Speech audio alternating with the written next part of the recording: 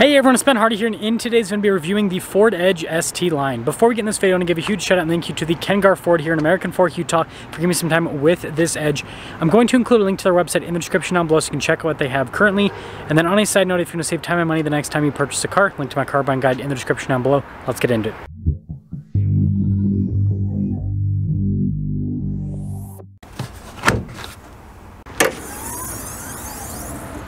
Under the hood, we have a turbocharged 2-liter 4-cylinder that goes through an 8-speed automatic transmission. Fuel economy is 21 around town and then 28 on the highway, with power outputs being 250 horsepower and then 280 pound-feet of torque. Now, before we go over the front end, I do want to mention, if you want to see more videos just like this, then I recommend you subscribe because I post content every single day.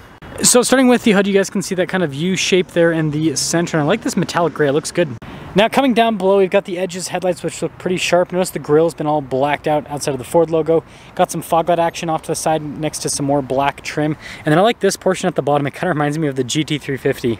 And putting it all together, the Edge is looking a little bit old and tired at this point, but I still think it looks cool. And now around the side here, our tire wheel setup is 245, 50, 20 in the front and over in the rear. And you can see on this ST line, the wheels have been completely blacked out. And speaking of ST line, we've got that badge there on the side, body painted mirror caps as well as door handles, and then look at the bodywork here at the bottom. And then here's your full side view with the Edge ST line. Look at the body lines that kind of go across. It looks pretty cool. Now here's a quick look at our key fob. We have our unlock function, our lock function, remote start, the opening for the hatch, and then the Ford logo there on the back. Now taking a look at the cargo area, this is one of the big benefits of the Edge. It is very spacious here in the rear. And on top of that, you've got these little buttons to throw it on the seats if you need even more space.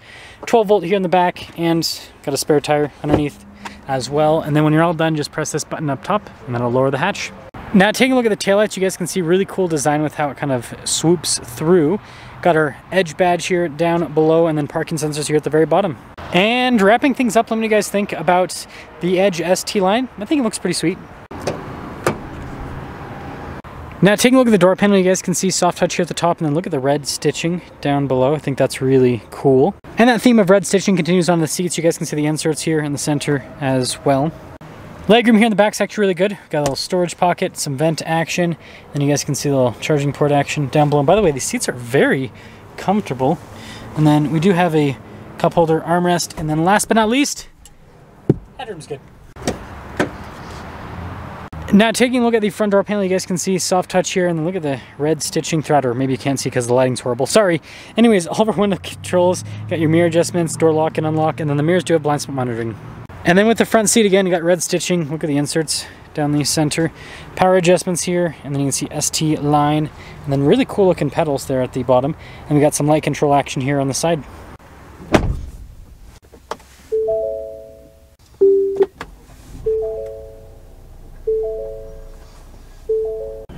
Now taking a look at the steering wheel, you guys can see here on the side how it's like perforated so you can get a better grip.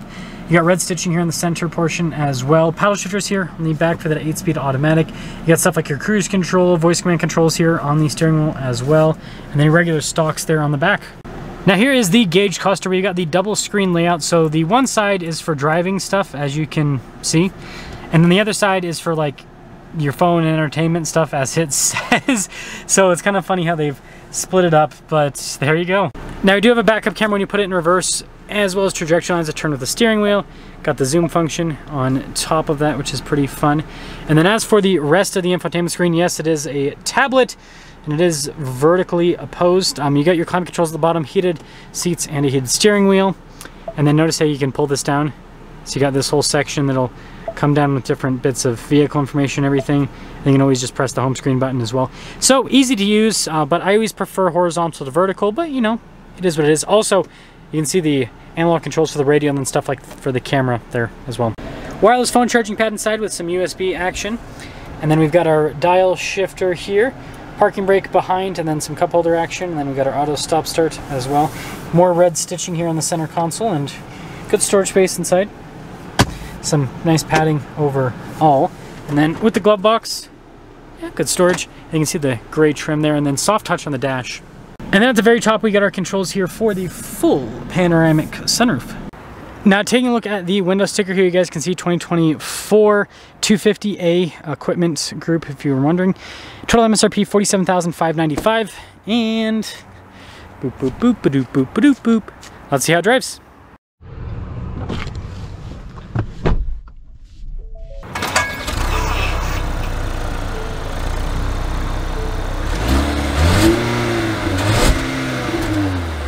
Let's talk about visibility before we set off. Here's your visibility of the hood.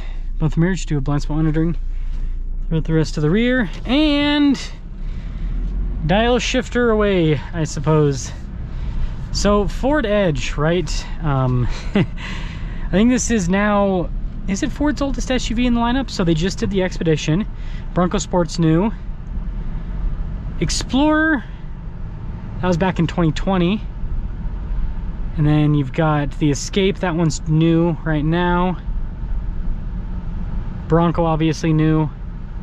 Yeah, so I think this one's kind of the oldest, and it does show it. I mean, like, especially the gauge cluster, like that's what really kind of shows the age here of the Edge.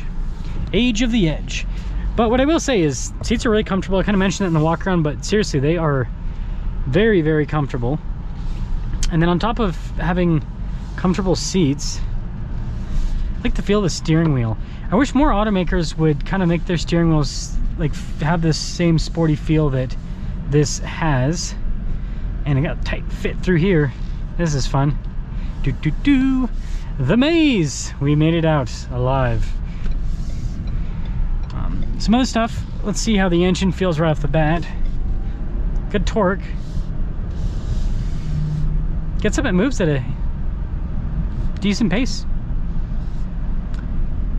I think that's pretty dang solid. Ride's comfortable as well. Yeah, it's good when it goes over bumps and everything. So they've done a good job with the damping. Yeah, I really do like the steering wheel feel. And woo! Pretty good. Pretty good. I wouldn't call it fast, but I mean it moves. Obviously, if you want fast, then you go for the full-on Edge ST, not just the ST. Right, the ST line, it's on the line of being ST, right? Yeah, I like how it drives though. It handles well for an SUV. You know what's really sad? I just reviewed a Boss 302 Mustang before this. Mustang. This has better steering than a Boss 302 Mustang. That just shows how much technology has progressed over the last decade. It's crazy. So, to sum things up here with this Ford Edge ST line, I think this looks pretty cool on the outside. It is starting to look a little bit dated. Same with the interior. So, like, the seats look fine.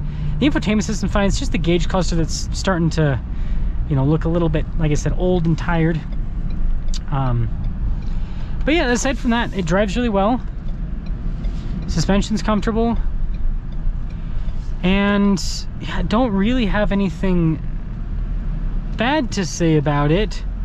Other than, yeah, I think that this would, you know, benefit greatly from just a little bit of an interior and exterior refresh. But let me know your thoughts.